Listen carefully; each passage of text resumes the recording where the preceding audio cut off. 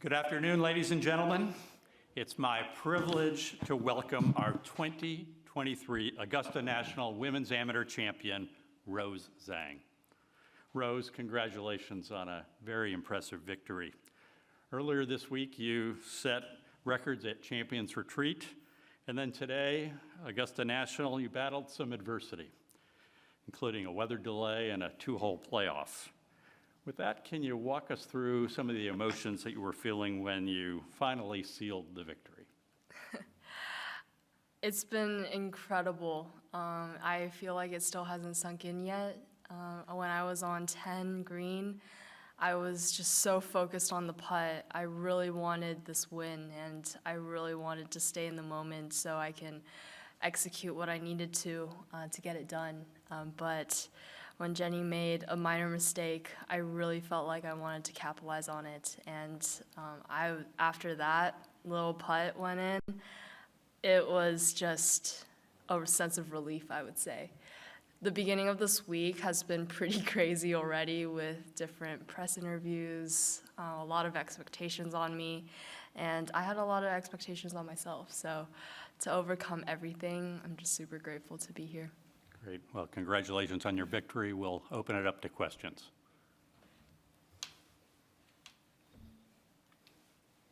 Rose, can you talk about the expectations? And, you know, it's easy for us to say you're 5 strokes up and prohibitive favorite, all of that.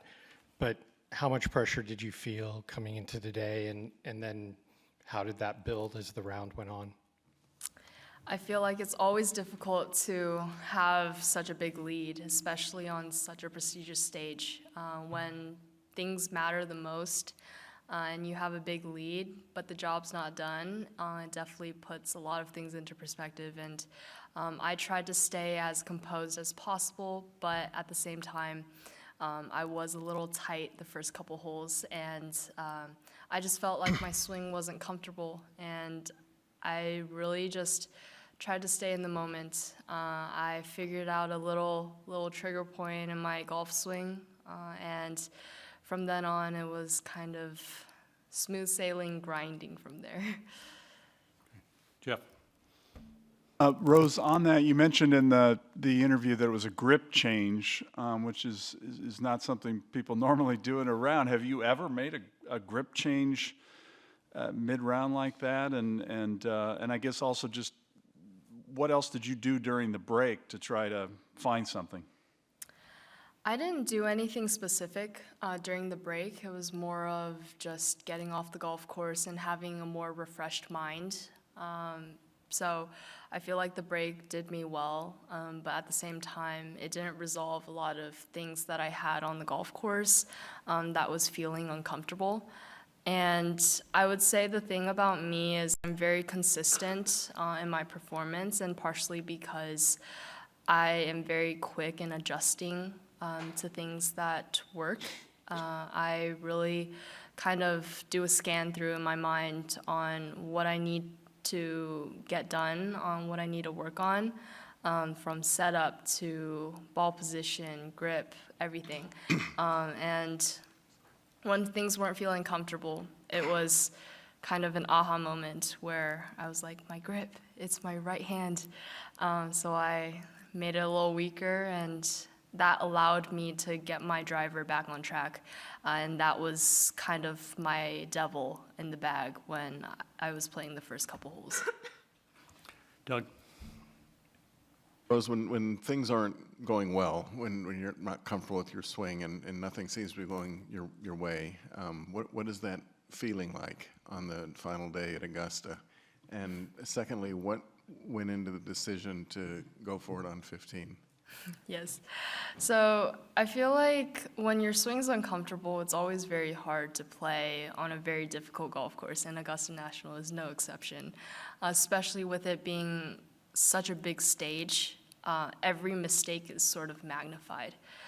So I think that just being able to kind of get back on track, that was my biggest feat today.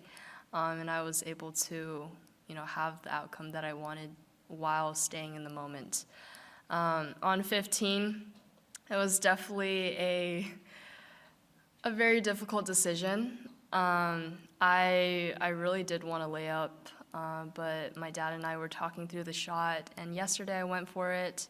I was hitting it well, and I found a little bit of a grip change, so I felt confident for the most part, and I really just hit it thin, and it didn't even come close to the green. So I really, from then on, I was kind of mad at myself for kind of opening that doorway so wide.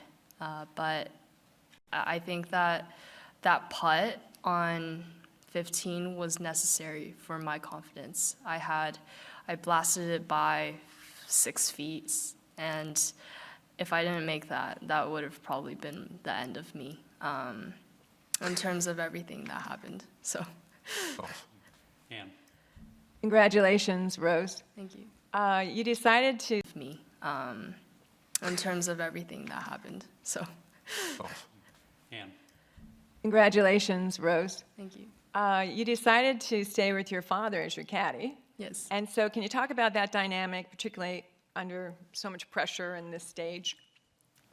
Yes, he's caddied for me before at really big stages, for a lot of the majors that I've played in, for the U.S. Women's Amateur in 2020.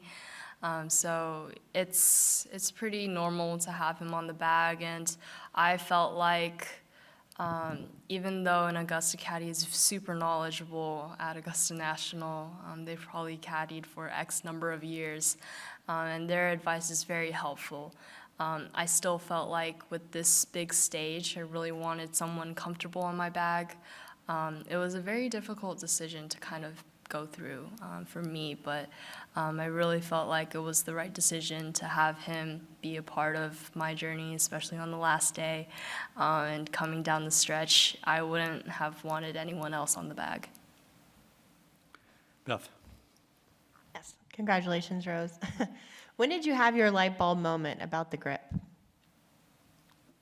Light bulb moment. Let me think. Probably it was on 13. It was on 13.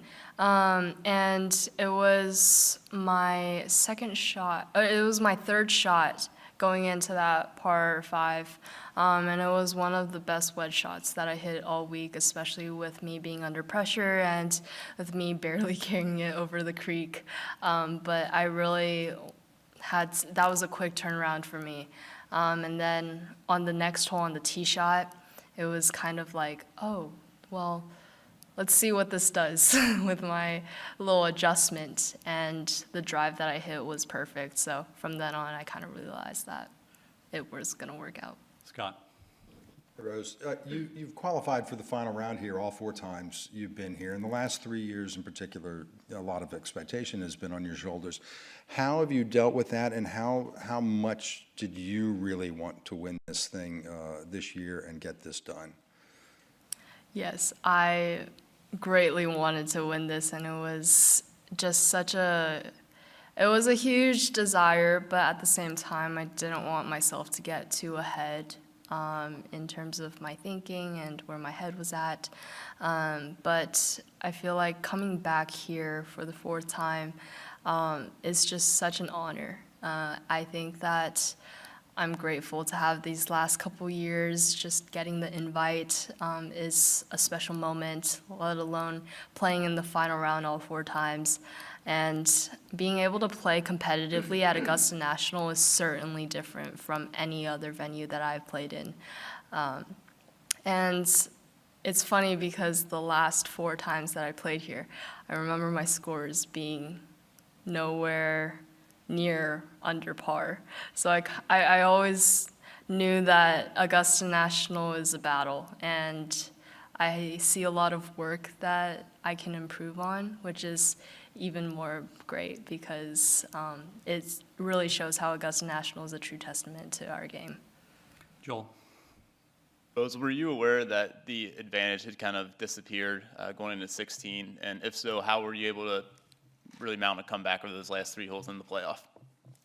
To be fair, I felt like the advantage disappeared after hole one. It was quite, I just knew that on this golf course, a 5-shot lead is not enough, a 10-shot lead is not enough. Every single hole mattered, and you could easily triple any hole on this golf course. So with a little up and down, plus negative, your lead is immediately cut short.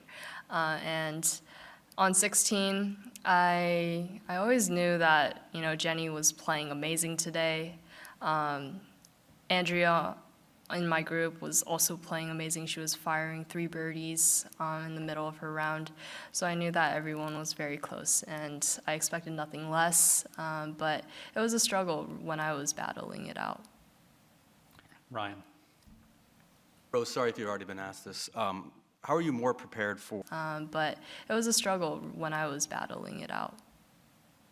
Ryan. Rose, sorry if you've already been asked this. How are you more prepared for professional life now, having gone through these 2 years at Stanford and experiences like you've had at this golf tournament? Yes, I feel like just being at Stanford, it really created such a huge impact in my life on a personal level. I think that the golf part is always something you can improve on lifelong, but college is such a precious couple of years, and I think that being at Stanford is such an important stage for me to kind of step towards professional golf. I really wanted to figure out who I really was and my independence. Even though I'm not that far away from home, I'm still around a 7-hour drive from home. So it really allowed me to get my own space and really understand what I'm about. And that allows me to improve on my golf game, because I realized that a profession's a profession, but yourself is also something that you need to work on. Paul. Rose, you've won so many prestigious titles. Where does this one rank, and does your amateur career feel more complete now that you've won here? I can't rank it, to be honest. I just feel like there's...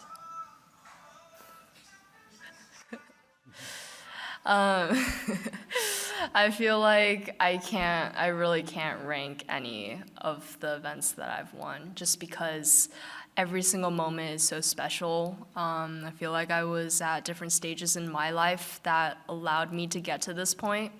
This win is definitely up there in prestige, but I feel like it's something that I can't really rank, because every moment that I've had in my past wins have been so special in its own way, and it's just another unique win. I'm just, super grateful. John. Rose, you seem very smiley and very calm. Would you please tell us what you feel your characteristics, your strengths are that enable you to play such good golf? And I'm not talking about your grip and your hand, really. I'm talking about your personal characteristics. What do you do well? For the most part, I would say I have a very chill, calm demeanor. I don't have too many ups and downs in terms of, my personality. And I think being able to be the lay low kind of person, compared to my friends and the people around me, kind of is like my character trait. And there was this joke in freshman year. My teammates would probably not agree with me now, but everyone thought that I was dead inside.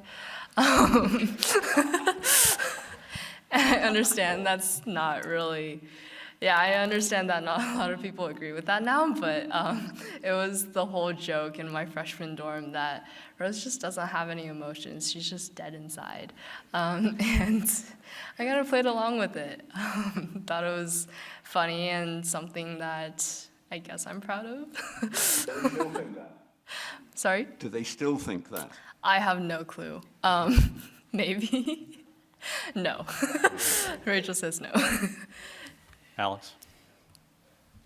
Rose, could you first explain if you had seen a leaderboard and knew what your status was on 15 before you hit the second shot? And then if you could clarify, did your father suggest that you go for it, or did you decide to go for it? How did that all really kind of work itself out?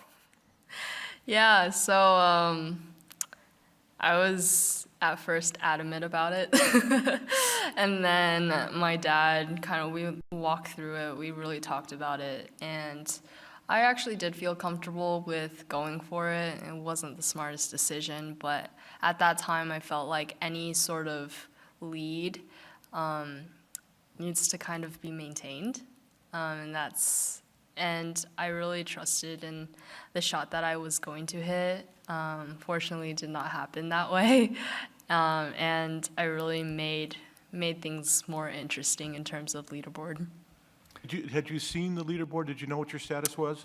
No, I did not. I just know that everyone's close. And I'm sorry, just to follow up, if you hadn't found that grip issue and figured that out on 13, Everyone's close. and I'm sorry, just to follow up, if you hadn't found that grip issue and figured that out on 13, would you have probably not gone for it on 15? I feel like that wasn't really part of, I guess, yes, I would override my dad in terms of that. I would not feel comfortable. I would probably lay up to a short yardage. And I knew that my wedge game was very spot on the whole week. So I feel like it was definitely a smarter decision for me to lay up. Fortunately, that's not what I did, so, but it's okay. Brentley? Also, Rose, sorry if you answered this before too, but did you shout "be good" on the shot into 10 in the playoff? And if so, is that normally in your character to do? Did I, sorry? Say "be good" after hitting the shot?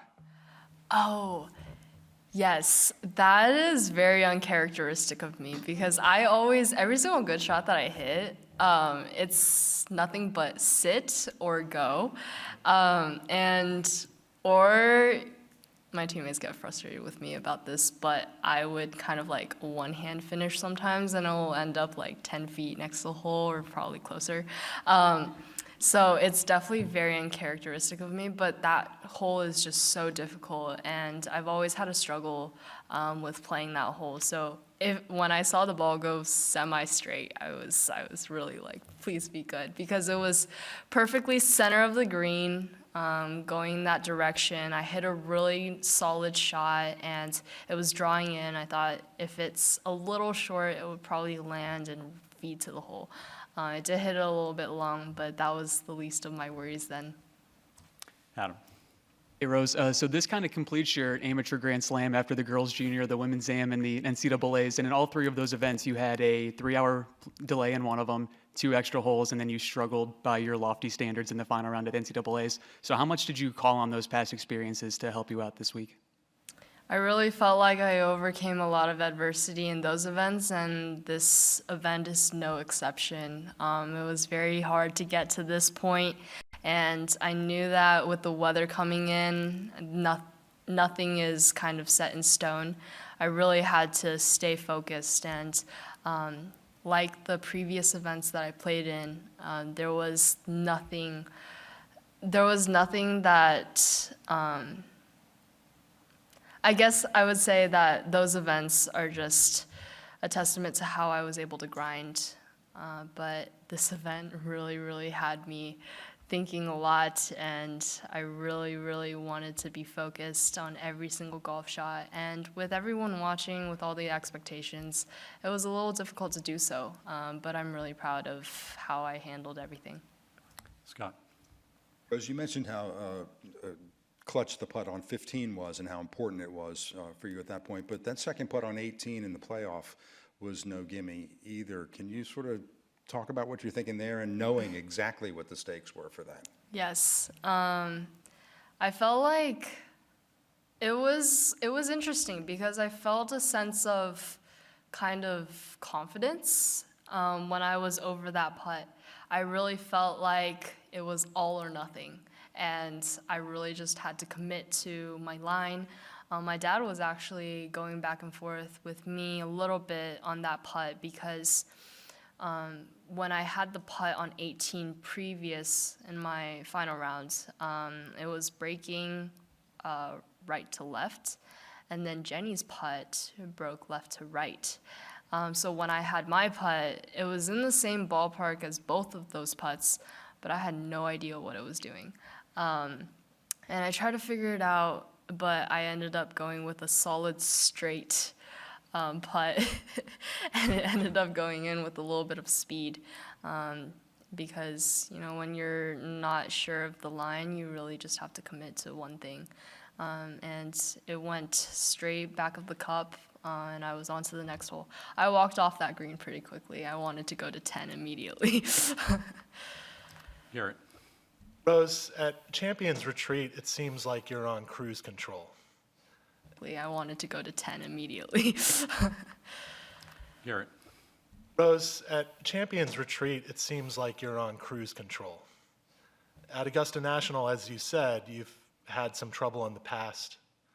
What is it about Augusta National that challenges you? It's difficult to say, but the entire atmosphere of Augusta National is just a whole nother level of prestige, and I realize that, and I think I keep that in the back of my mind. So I really, really do love this golf course, and sometimes it's just interesting that I never really get my A game when I'm out here. And when I was out at Champions, it felt so easy to me. Everything just came to me. I was making putts, I was hitting greens.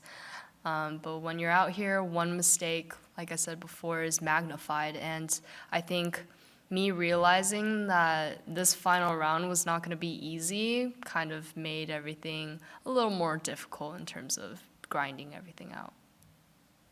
Maybe a few more questions, Joel. Rose, you mentioned that today revealed you have some areas in your game you need to improve. Did this week reveal anything about who you are as a person?